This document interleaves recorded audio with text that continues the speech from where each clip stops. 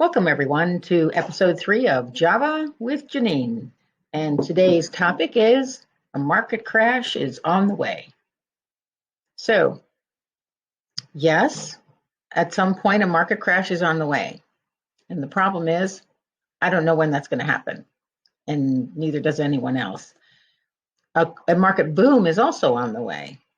And we don't really know when that's going to happen. Although I did listen to a very interesting market forecast for 2021 by a very brilliant guy who's very, very optimistic over the next 18 months because of some things that have been put in place during the last 3 or 4 years. So it was a very interesting video. And there were some things in there that even I missed in my general reading. But the problem is a lot of the pundits, when you read, and I say this a lot, when you read Market Watch or other types of news sources, Forbes, Business Insider, a lot of pundits get paid to produce a lot of words, and it doesn't always come to fruition. And so you have to realize that they're paid to talk, they're paid to predict and prognosticate, and most of the time the prognosticators are not 100% accurate. We know that things will happen in the market. Last year was a particularly painful year for a bit, and then it turned into a tremendous year overall. The S&P 5 finished at 15.5%, which was very good. So we at DS Wealth Advisors do work very hard to make sure that everyone stays disciplined, because you just don't know. A lot of people were hurt last year because they panicked. And in that first day of the downturn, we had a 4,000 point drop. People panicked and got out of the market and then didn't get back in.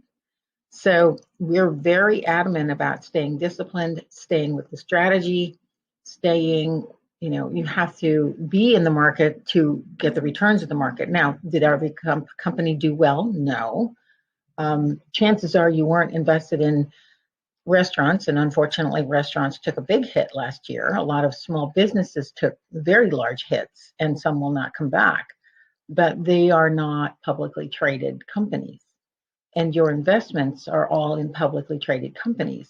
So those assets, if you will, in large companies, small companies, mid-sized companies, US, and now that the foreign markets are coming back as countries open up, you'll see some very good returns over time. And yes, there will be some dips. So the volatility is an issue for a lot of people, and we try to measure the volatility and mitigate the risk by how we allocate portfolios. But at any time, if you have any concerns about the volatility in a portfolio, we certainly invite you to call us. We're getting ready. We will be getting ready to do annual reviews again. We did a lot of them in the fall. And if we didn't reach you, we definitely want to get together and talk with you about things and how things are going. But we want you to stay disciplined. And so, because that's the best way to capture returns of the market over time. And if you're taking an income from your portfolios, the last thing you want to do is panic and go to cash or all bonds. We need you to stay very focused on the strategy. And if there's news that comes up, if the markets are changing and there needs to be a new strategy, we're going to bring it to you. But to date, we haven't seen things that have changed tremendously that would cause us to do that. Yes, there are many ways to skin a cat. Some are better than others. And if we find, because of technology and algorithms and programs and things, that there are some better ways to do things, we will bring it to you. But overall, our strategy remains unchanged in that you need to stay disciplined with the strategy through thick and thin in the markets.